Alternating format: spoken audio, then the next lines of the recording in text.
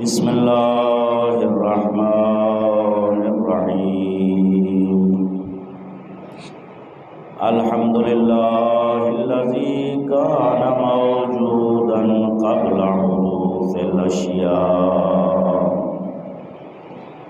ویبقى بعد فناء الاشیاء تفرد بالأولية والقدم ووسم كل شيء ما عداه بالفناء والعدم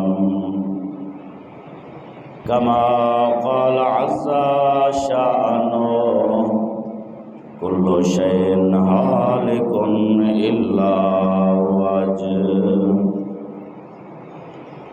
وَكُلُّ نَفْسٍ ذَائِقَةُ الْمَوْتِ وَقَالَ كُلُّ مَنْ عَلَيْهَا فَانٍ وَيَبْقَى وَجْهُ رَبِّكَ ذُو الْجَلَالِ وَالْإِكْرَامِ وَالصَّلَاةُ وَالسَّلَامُ عَلَى سید الانبیاء والمرسلین وعلى اہل بیتہ الطیبین الطاہرین المعصومین الذین اذهب اللہ عنہم الرجس وطہرہم تطہیرا اللہم صل علی محمد سیما علی بقیت اللہ فی العالمین مولانا و مقتدانا صاحب العصر والزمان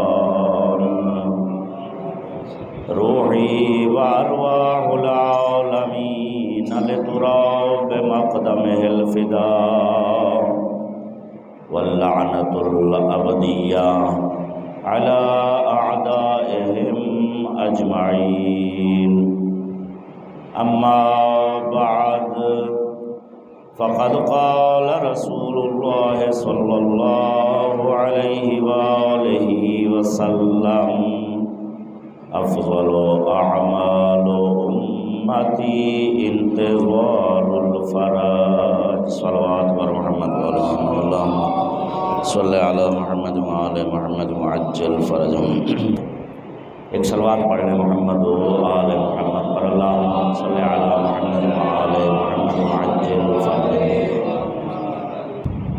اب تعقیبات نماز کے اندر ہم نے گزارش کی تھی، ایک دفعہ پیچھے سے جوڑ کے لے آئیں کیا کیا چیزیں عرض کی تھی تعقیبات کے لحاظ سے۔ سب سے افضل تعقیب تسبیح جناب سیدہ کائنات سلام اللہ علیہا، سب سے افضل تعقیب، اور کچھ بھی نہ ہو کم از کم یہی بندہ اگر کرتا رہے، کم از کم یہی کرتا رہے تو یہ کم از کم نہیں رہے گا، یہ ذکر کثیر ہے۔ معصوم فرماتے ہیں کہ یہ ذکر کثیر ہے، اور وہ بندہ کبھی بدبخت نہیں ہوگا جو ہمیشہ تسبیح جناب صدیقہ کبریٰ سلام اللہ علیہا کی تلاوت کرتا ہے۔ اس کے بعد کچھ مزید دعائیں جو ہیں وہ عرض کی تھی، اور اس سلسلے میں گزارش کیا تھا کہ نوافل نماز سے تعقیبات کو مقدم کرنا زیادہ افضل ہے۔ نافلہ نمازیں جو سنتیں ہیں نمازوں کی، ان سے تعقیبات نماز کو پہلے بجا لانا زیادہ فضیلت رکھتا ہے، اور اس میں وہ شرائط بھی ضروری ہیں۔ ضروری کا مطلب کہ بہت زیادہ بہتر اور افضلیت ہے کہ جو نماز کی شرائط ہے، یعنی سلام کے بعد اسی پاؤں پر بیٹھے ہوئے، بغیر کسی سے بات کیے ہوئے، بغیر قبلہ سے منحرف ہوئے، اسی کیفیت میں تعقیبات نماز کا ادا کرنا، تسبیحات اور باقی اذکار۔ تو اب اس میں ایک اور تعقیب کا اضافہ کریں جی۔ معصوم فرماتے ہیں کہ جو بندہ ہر نماز کے بعد 3 دفعہ یا من یفعل ما یشاء، یہ دیکھیں چھوٹی چھوٹی دعائیں ہیں، چھوٹی چھوٹی، لیکن ان کی فضیلتیں بہت زیادہ ہیں۔ یا من یفعل ما یشاء ولا یفعل ما یشاء احد غیرہ۔ اب یہ کتنی سی ہے، ایک لائن ہے چھوٹی سی۔ تو معصوم فرماتے جو نماز کے بعد 3 دفعہ یہ دعا پڑھے گا تو اللہ سے جو بھی مانگے گا اللہ اسے عطا فرما دے گا، جو بھی سوال کرے گا۔ یہ 3 دفعہ پڑھنے کے بعد اللہ سے جو بھی مانگے اللہ اسے عطا فرمائے گا۔ اس کے بعد اب اس میں یہ بھی ہے کہ یہ وہ ہیں جو مشترکہ تعقیبات ہیں، مشترکہ تعقیبات یہ ہیں، یہ باقی دعائیں کچھ عرض کی تھیں، یہ ساری مشترکہ تعقیبات ہیں۔ کچھ تعقیبات ایسی بھی ہیں جو مخصوص ہیں، فجر کے لیے، ظہر کے لیے، عصر کے لیے، مغرب کے لیے، پھر عشاء کے لیے کچھ مخصوص تعقیبات بھی ہیں۔ بہرحال مختصر جس کو جو پسند آئے کچھ نہ کچھ جو ہے بہرحال۔ اس کے بعد ایک اور بڑی عجیب سی تعقیب ہے، دعا بہت مختصر ہے لیکن اس کی تاثیر بہت عجیب ہے، اس کے فضائل جو ہیں، فضیلتیں اور ثواب اور فوائد جو ہیں۔ اشہد ان لا الہ الا اللہ وحدہ لا شریک لہ الہا واحدا احدا صمدا لم یتخذ صاحبۃ ولا ولدا۔ یہ پہلے بھی مختلف مواقع پر تکرار ہو چکی ہے شاید۔ اس کے فائدے بہت ہیں۔ معصوم نے جس اپنے پیارے سے ارشاد فرمایا، صحابی ہیں امام کے، امام جعفر صادق علیہ السلام کے، تو امام علیہ السلام نے فرمایا کہ میں یہ 100 دفعہ پڑھتا ہوں، تم 10 دفعہ پڑھ لیا کرو کافی ہے، تم 10 دفعہ پڑھ لو کافی ہے، میں یہ 100 دفعہ پڑھتا ہوں۔ تو ظاہر ہے کہ ہم وہ جانتے ہیں کہ ہم بیچارے جو ہیں وہ سست بھی ہیں اور باقی معاملات بھی، بہرحال کرم ہے ان کا۔ فرمایا کہ آپ 10 دفعہ پڑھو کافی ہے۔ اس کا فائدہ کیا ہے؟ فائدہ یہ ہے کہ امام فرماتے ہیں جو بندہ ہر نماز کے بعد یا کم از کم فجر کے بعد اور عشاء کے بعد یا کسی نماز کے بعد 10 دفعہ اس ذکر کو پڑھے گا بغیر پاؤں کو ہلائے ہوئے، اسی جگہ پر بیٹھ کر بغیر کسی سے بات کیے ہوئے، تو اللہ اس کے لیے 4 کروڑ نیکیاں نامہ اعمال میں لکھ دیتا ہے۔ 4 کروڑ نیکیاں۔ اب نیکیاں جو ہیں وہ نیکیوں میں یہ نہیں بتایا گیا کہ کون سی نیکی۔ نیکیاں آپ جانتے ہیں کہ نیکی حج کی بھی نیکی ہے، کسی سے کچھ صلہ رحمی کی ادائیگی وہ بھی نیکی ہے، پتہ نہیں کون کون سی نیکیاں ہوں گی۔ وہ تو خدا جب عطا فرماتا ہے تو اپنی شان کے مطابق عطا فرماتا ہے۔ جب ہم مانگتے ہیں تو اپنی حیثیت کے مطابق مانگتے ہیں، اوقات کو مطابق مانگتے ہیں، یعنی ہمارا مانگا ہوا اور ہوتا ہے۔ ہم پتہ نہیں اپنا مطلب ہے مولا یہ چاہیے وہ چاہیے، اپنے ظاہر ہے ہم سارے اپنے مطابق مانگتے ہیں، لیکن جس میں معین نہ ہو اور اللہ خود عطا فرمائے تو وہ اپنی شان کے مطابق عطا فرماتا ہے۔ اب یہ پتہ نہیں کون کون سی نیکیاں ہوں گی۔ ہم جیسوں کو 4 کروڑ نیکیاں اگر کرنی پڑ جائیں تو شاید پوری زندگی میں بھی ہم اگر گنیں تو وہ نہ کر سکیں۔ پھر وہ ایک تو کر سکنا، اس کے بعد یہ ہے کہ اس میں عیب کتنے ہوں گے، اس میں سے قبول کتنی ہوں گی، رد کتنی کی جائیں گی، صحیح کتنی بجا لائیں گے، کتنی غلط ہوں گی، پتہ نہیں کیا کیا اس میں، اگر اس کا صحیح دقیق حساب کیا جائے تو شاید ایک بھی نہ بنے۔ تو بہرحال یہ ہے کہ معصوم نے فرمایا اگر یہ پڑھ لو 4 کروڑ نیکیاں تمہارے نامہ اعمال میں لکھی جائیں گی، 4 کروڑ گناہ تمہارے نامہ اعمال سے معاف کر دیے جائیں گے۔ 4 کروڑ گناہ نامہ اعمال سے معاف کر دیے جائیں گے۔ صرف یہ نہیں بلکہ فرمایا کہ 4 کروڑ درجات بلند کر دیے جائیں گے۔ یہ درجے میں پہلے کئی دفعہ تفصیل عرض کر چکا ہوں کہ درجہ کیا ہوتا ہے۔ 4 کروڑ درجات وہ بلند کر دیے جائیں گے۔ اس کے بعد فرمایا کہ جو بندہ یہ پڑھتا ہے وہ اس طرح ہے جس طرح اس نے 12 دفعہ ختم قرآن کریم کیا ہو۔ اب 12 دفعہ ختم قرآن کرنا میں نہیں رکھتا ہے، ظاہر ہے کہ ہمارے لیے ماہ مبارک رمضان میں 1 دفعہ ختم قرآن کرنا ہو تو اس کے لیے وہ بھی مشکل سے مطلب ہے۔ 12 دفعہ ختم قرآن، جملے کتنے ہیں؟ اشہد ان لا الہ الا اللہ وحدہ لا شریک لہ الہا واحدا احدا صمدا لم یتخذ صاحبۃ ولا ولدا۔ یہ اتنی سی دعا ہے اور اس کی فضیلت دیکھیں کہ کتنی بے انتہا۔ ایک صلوات پر محمد وآل محمد، اللہم صلی علی محمد وآل محمد وعجل فرجهم۔ اس کے بعد فرمایا کہ ایک اور تاخیب ہے، ہر نماز کے بعد فرمایا ان اللہ وملائکتہ یصلون علی النبی یا ایھا الذین آمنوا صلوا علیہ وسلموا تسلیما۔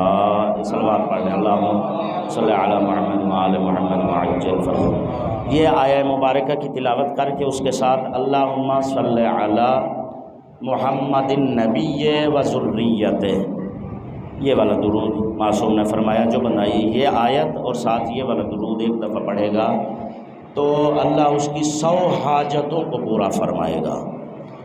100 حاجات، 100 حاجتیں، 100 مانگیں اس کی پوری کرے گا، جس میں سے 30 دنیا کی اور 70 آخرت کی۔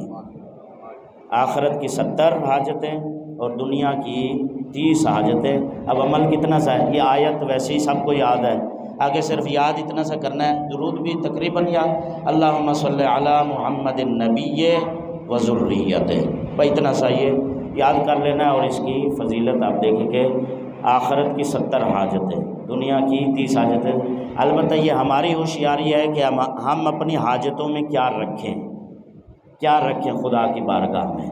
آیا ہم اپنی حاجتوں میں روٹی اور کپڑا اور یہ چیزیں رکھتے ہیں جو حکومت دینے کے وعدے کرتی ہے، یا ہم اپنی حاجتوں میں رضا امام زمان رکھتے ہیں، ہم اپنی حاجتوں میں امام کے خادموں میں شامل ہونا رکھتے ہیں، انتقام خون حسین کی سعادت نصیب ہونا رکھتے ہیں، شہادت رکھتے ہیں، یا اس طرح کے امثال و ذالک۔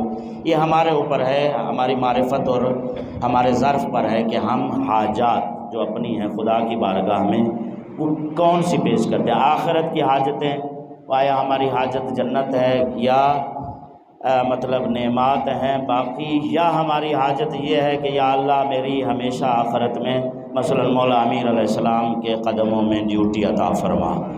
یعنی آخرت کی بھی تو حاجات، جنت میں بھی کئی لوگ ایسے ہوں گے جن کو سالوں، روایات میں لفظ 70 سال بعد بھی جا کر شاید محمد وآل محمد کی زیارت نصیب ہو، جنت میں ہونے کے باوجود۔ اور بعض ایسے ہوں گے کہ جو ہمیشہ ہمسائے اور ساتھ ہوں گے محمد وآل محمد کے۔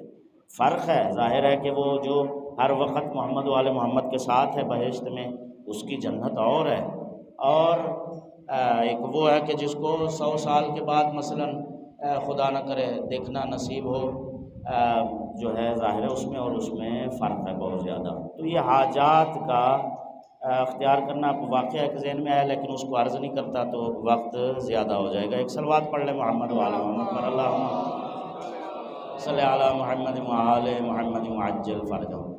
بہرحال یہ جو تعقیبات، چھوٹی چھوٹی دعائیں مزید دیکھی جا سکتی ہیں۔ حافظے کے لیے کچھ دعائیں بیان کی گئیں، کچھ دشمنوں سے حفاظت کے لیے دعائیں بیان کی گئیں۔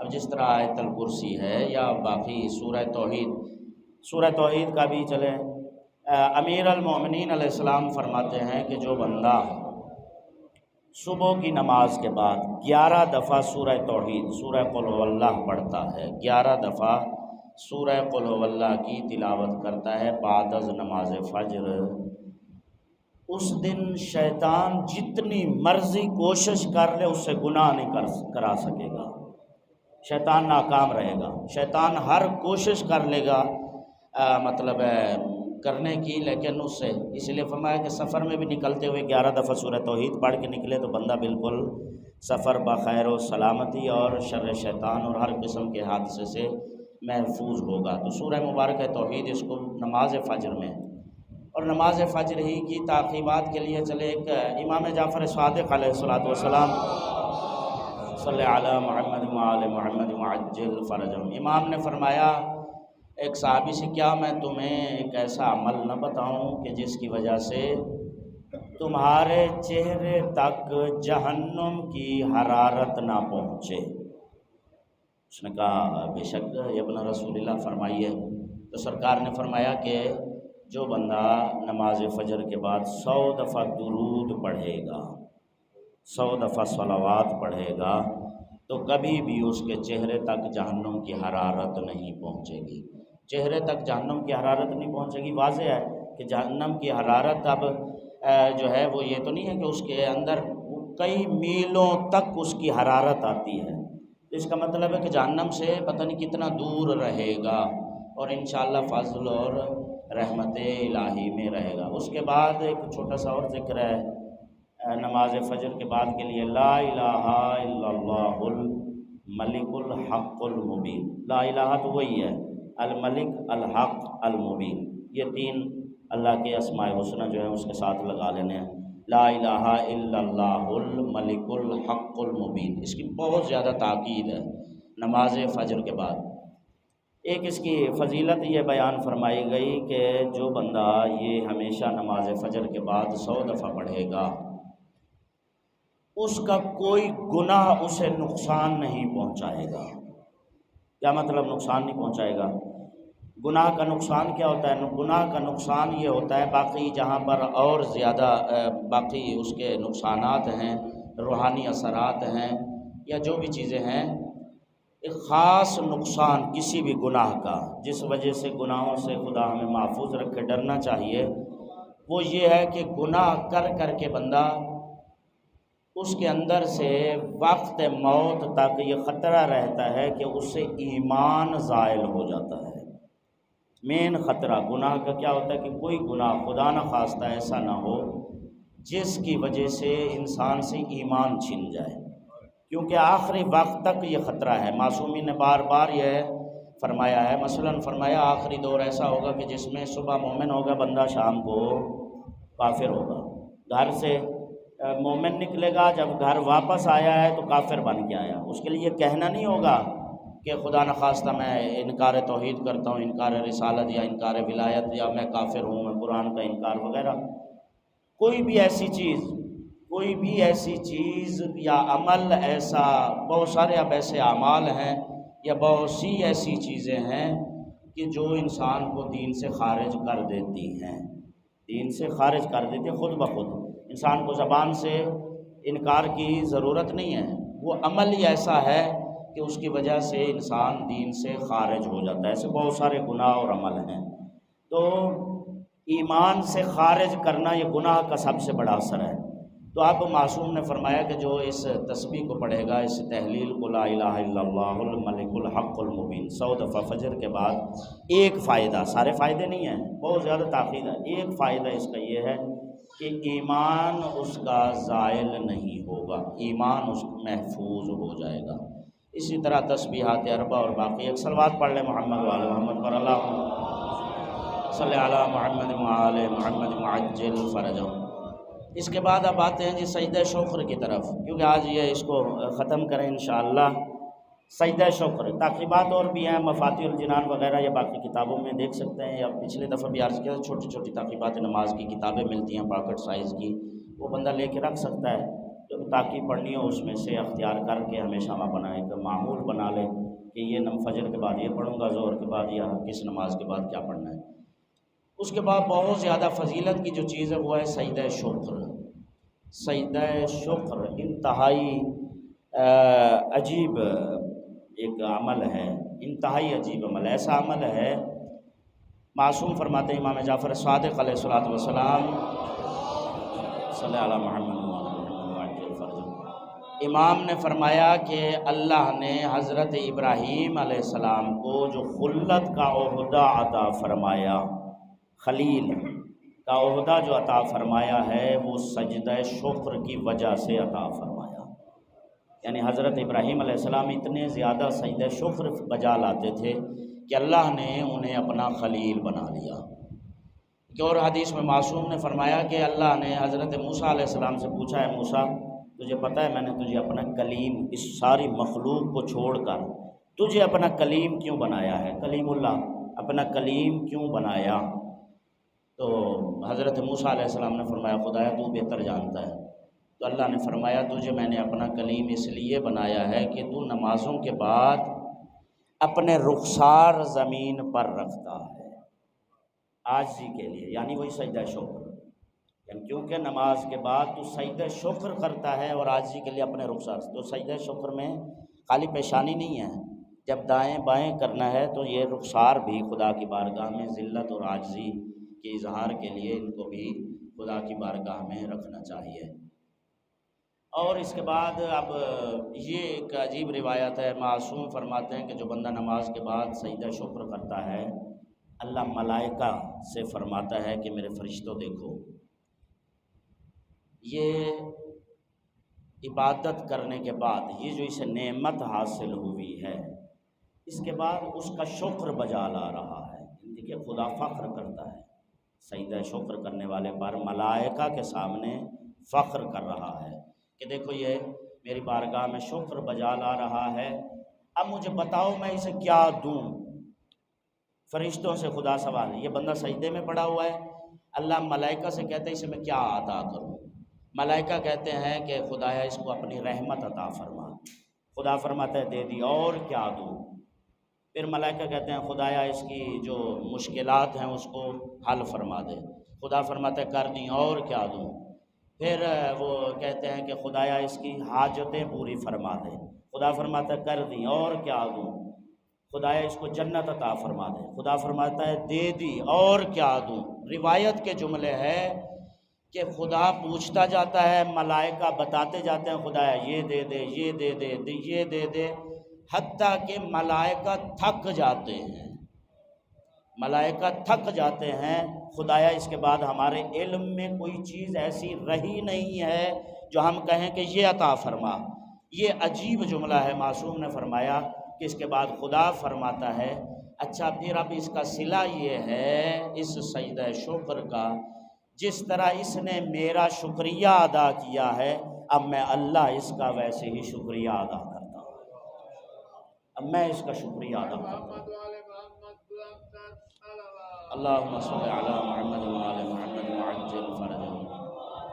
تو بہرحال اس کی فضیلتیں اتنی بے انتہا ہیں سجدہ شکر کی، اس کی کیفیت صرف اب فضائل کو چھوڑ کے اس کی کیفیت یہ ذرا سن لیں۔ کیفیت یہ ہے سجدہ شکر 2 دفعہ کرنا بہتر ہے، جو معصومین کا طریقہ ہے 2 دفعہ، اور جتنا زیادہ لمبا ہو۔ امام موسیٰ کاظم علیہ السلام کے لیے ہے کہ امام علیہ السلام طلوع آفتاب کے وقت سر سجدہ شکر میں رکھتے تھے اور زوال کے ٹائم اٹھاتے تھے، عصر کے بعد رکھتے تھے اور مغرب کے ٹائم اٹھاتے تھے۔ امام سجاد علیہ السلام پوری شام غریباں سجدہ شکر میں گزاری ہے۔ شام غریباں یہ شیخ عباس قمی علیہ الرحمہ کی کتاب در کربلا چی گزشت، اس کے اندر یہ روایت موجود ہے۔ شام غریباں آپ سمجھتے ہیں کہ وہ کیا کیفیت ہے، اس کیفیت میں پوری رات امام سجاد علیہ السلام سجدہ شکر میں شکر للہ شکر للہ، عجیب یہ یعنی عجیب ہے، کیا بیان کرے، ہم سوچ ہی نہیں سکتے کہ سجدہ شکر اور یہ مقام شکر اور پھر ان کا مقام شکر عجیب ایک مقام ہے۔ امام علی رضا علیہ السلام کے لیے ہے کہ امام علیہ السلام اتنی دیر سجدہ شکر بجا لاتے تھے کہ ساری زمین پسینے سے تر ہو جاتی تھی، زمین بالکل گیلی ہو جاتی تھی پسینے کی وجہ سے۔ اس کی جو کیفیت اس کے لیے فرمایا، ایک تو یہ ہے کہ نماز، اس کے بعد تعقیبات نماز، اس کے بعد ظاہر نافلہ پڑھتے ہیں، لیکن یہ خلاصہ عرض کر رہا ہوں روایات کا۔ جو طریقہ بتایا گیا امام زمان علیہ السلام سے بعض عرفاء نے نقل کیا ہے، وہ یہ ہے کہ نوافل تعقیبات کے بعد یعنی نوافل سے پہلے بھی سجدہ شکر بجا لانا چاہیے اور نوافل کے بعد بھی سجدہ شکر بجا لانا چاہیے، یعنی 2 سجدہ شکر، ہر نماز کے بعد 2 سجدہ شکر بجا لانے چاہیے، ایک نافلہ پڑھنے سے پہلے، ایک نافلہ پڑھنے کے بعد جب اٹھتے ہیں زیارت کے لیے، یعنی 2 سجدہ شکر، ایک تو روٹین میں کرتے ہیں لیکن اس کو 2 دفعہ کر لینا ہے۔ اس کے بعد اب یہ 2 منٹ جو ہیں کوئی مسئلہ نہیں ہے، یہ سن لیں اس کا طریقہ ذکر۔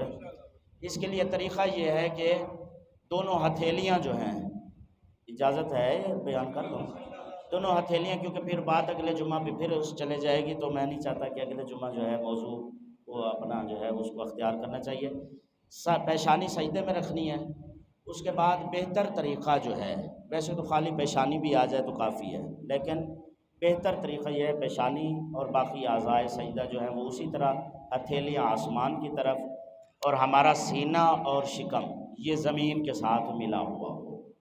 جو بہتر طریقہ ہے سجدہ شکر کا، ہتھیلیاں آسمان کی طرف، سینہ اور پیٹ یہ زمین کے ساتھ چسپاں ہو، ملا ہوا ہو، یہ بہترین طریقہ ہے۔ اور اس میں اگر کوئی دعا پڑھی جائے، دعائیں بے انتہا دعائیں ہیں، بہت زیادہ دعائیں ہیں سجدہ شکر کے لیے، یہ مخصوص دعائیں نہیں ہیں۔ اب اس کے لیے مثلا امام موسیٰ کاظم علیہ السلام ذکر فرماتے تھے، اللہم انی اسألک الراحۃ عند الموت والعفو عند الحساب۔ ایک بندہ نے امام جعفر صادق علیہ السلام سے شکایت کی کہ خاتون ہے، اس کی یعنی کنیز تھی، اکثر مریض رہتی ہے، تو امام نے فرمایا کہ اسے کہو واجب نماز کے بعد جب سجدہ شکر بجا لاتی ہے تو اس میں پڑھا کرے یا رؤوف ہو، یا رحیم، یا ربی، یا سیدی، اس کا بیماری ختم ہو جائے گی، یعنی وہ بیمار رہنا جو ہے وہ اس کا اذکار بے حساب ہے، یا اللہ ہو، یا ربا ہو، یا سیدہ۔ معصوم نے فرمایا جب یہ بندہ ذکر کرتا ہے سجدہ شکر میں تو اللہ فرماتا ہے لبیک یا عبادی، اے میرے بندے میں حاضر ہوں، مانگو جو مجھ سے مانگنا چاہتے ہو۔ اس کے علاوہ فرمایا یا اللہ ہو، یا سیدہ ہو، یا ربا، یا سیدہ ہو، یا ربا، یہ اتنی حد تک اگر بندہ پڑھے کہ اس کا سانس ٹوٹ جائے، یعنی ایک ہی سانس میں پڑھتے پڑھتے اس کا سانس ختم ہو جائے، تو اس کے لیے بھی یہی لفظ معصوم سے منقول ہے، عفواً عفواً عفواً، شکراً شکراً شکراً، یا جو عام ذکر انی ظلمت نفسی فاغفر لی، انی ظلمت نفسی فاغفر لی، ربی ربی، کچھ بھی ذکر، بہت سارے اذکار ہیں، جو بھی ذکر آپ کو مزہ دے سجدہ شکر کے لیے، استغفر اللہ، لا الہ الا اللہ، عفواً شکراً، جو بھی اس طرح کے یا اللہ ہو، یا ربا ہو، یا سیدہ، یہ بہت زیادہ عظیم ہے۔ تو بہرحال اب جو عام طور پہ رائج ہے، جو مشہور ہے، اس کی بہت زیادہ فضیلت ہے، لیکن ضروری نہیں کہ 3 دفعہ پڑھا جائے، ایک ایک ذکر کو اتنی دفعہ کہ اس میں سانس ٹوٹ جائے، ایک ہی سانس میں، اس کی بہت زیادہ فضیلت بیان ہوئی ہے۔ تو خداوند رحمن الرحیم ہمیں صحیح معنوں میں تعلیمات محمد و آل محمد بجا لانے کی توفیق و سعادت نصیب فرمائے۔